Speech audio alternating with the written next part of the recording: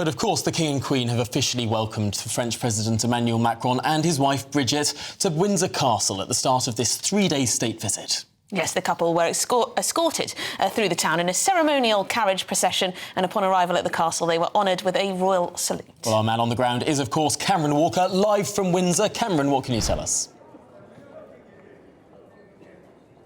Hi, Tom and Emily. Yes, we have had all of that ceremonial welcome, haven't we, with the Guard of Honour. We have had the Grenadier Guards and the Scots Guards be inspected by President Macron of France, having been invited by King Charles. The President walking in front of the King, as is custom. Of course, you remember 5 or 6 years ago, President Trump got a little bit of a bad press for walking in front of Queen Elizabeth II, but President Macron has just done exactly the same thing with King Charles. That is because, of course, that is custom. You can see a picture on your screen now of the King and President Macron riding in the State Landau carriage, the 1902 State Landau carriage, up Datchet Street through the Windsor town centre. Behind those carriages was the Queen alongside Brigitte Macron, the First Lady of France, and then in the carriage behind that was the Prince and Princess of Wales with a couple of French government ministers. Now, in terms of the cheering crowds, the loudest cheer by far was for the Prince and Princess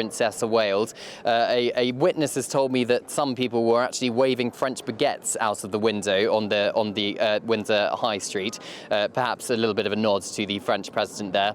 Of course, this is the soft power in action, isn't it? It is King Charles rolling out the red carpet, quite literally and metaphorically, of course, trying to perhaps butter up the visiting head of state that is the French president ahead of the tough political negotiations which will be taking place later this week in Downing Street. Picture on the screen now of the King and President Macron inspecting that Guard of Honour. What's happening right now inside Windsor Castle is a private lunch. After that, we're expecting a viewing of French items inside the royal collection. A couple of quick notes to end on. You may have noticed that the King's right eye is looking a little bit red and swollen. I'm told that he had a burst blood vessel overnight.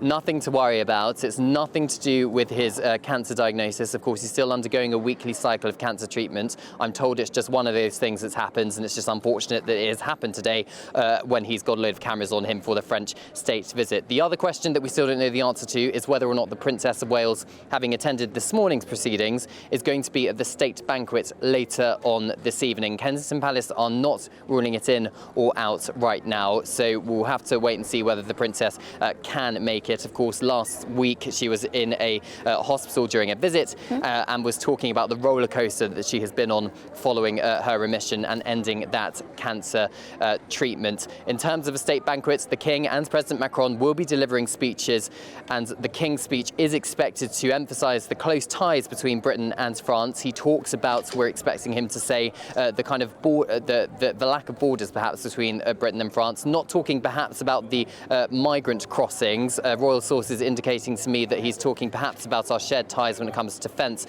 technology and climate change. Well, Cameron Walker, thank you very much indeed for now. Outside Windsor Castle for us. A quick word to Sir Michael Ellis, our former Attorney General, who's in the studio with us. Any thoughts? Well, Emily, this is, of course, as we were saying earlier, a really important state occasion and ceremonial occasion. And I know that the King and the rest of the royal family will recognise it for that importance, but it's also politically important. And I think the Prime Minister will want to achieve something from this visit because it's pretty much the grade A show that we as a country can put on for a visiting dignitary. And there are various layers and levels of visits that people make all the time to this country, but a state visit when you're officially the guest of the sovereign is the best offer we can make. And I think we'll want some return for that, and we'll see in the next couple of days whether Keir Starmer can achieve that. Well, he said he's a hard man. Yeah. So we shall see. I think he said he's a hard word beginning with B and ending with D. Yeah, I decided not to say that. I thought it would be unnecessary. Yeah. I mean, it is interesting, this state visit diplomacy. We're getting a trade deal from Trump out of it. What are we going to get from Macron? I mean, we should start offering more of these things. I don't know. They've been marvellous. I think we need to play a bit more hardball anyway. Now, small boat crossings have soared past 20,000 this year already. That's 50% more than at the same point last year, all despite the UK giving France £450 million of your money to stop them? Well, actually, I think it's 657 million since 2018. But, you know, what's 100 million here or there? It depends when you start the count. But we're joined now to debate whether we should get a refund for this money or not by Reform campaigner and former MP Marco Longhi and the Labour councillor Sebastian Salek. OK, let's start with you, Marco. Should we get our money back? Of course we should get our money back, Tom, Emily, good afternoon. You know, it's a heck of a lot of money, isn't it? Best part of £700 million now. So all that we've really got for that is extra votes, 50% more illegal immigrants, and tons of broken promises. But here's the thing. I would really like to submit to you that a sovereign state should not be outsourcing its border control to another country. And especially not one that cashes in our checks while waving the boats across. We're just simply funding failure.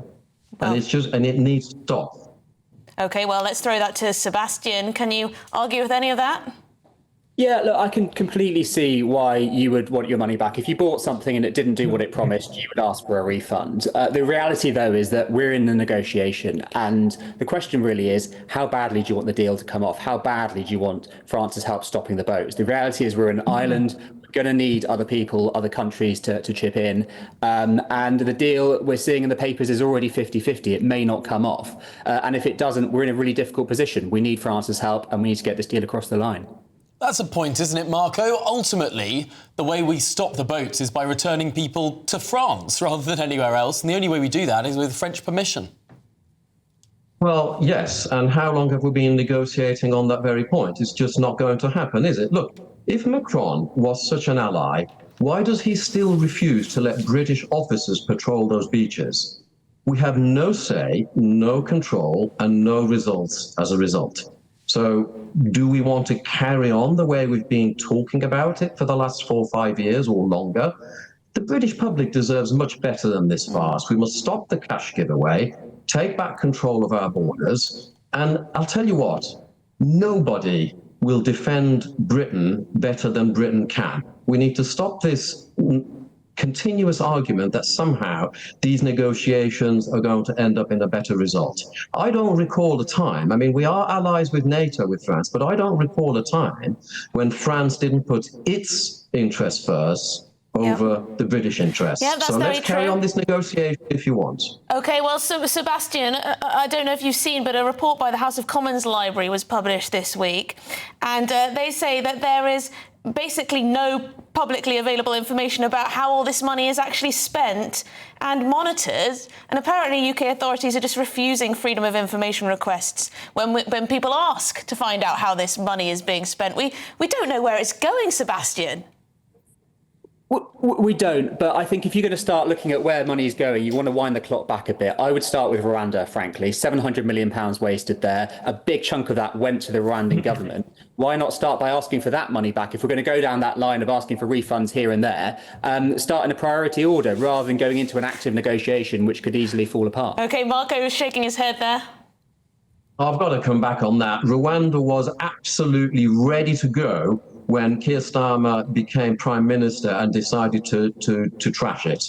He never had a chance of being implemented. And when I was in the House of Commons and there was a very serious proposition coming forward with Rwanda, and the news was then displayed in France that could actually happen, all of a sudden we had about 3 or 4 weeks in pretty decent weather of the boats not coming over anymore. We need to implement a scenario in which if you come across to the UK illegally, there is absolutely no quarter for you. You will not be processed in the UK. We need that deterrent.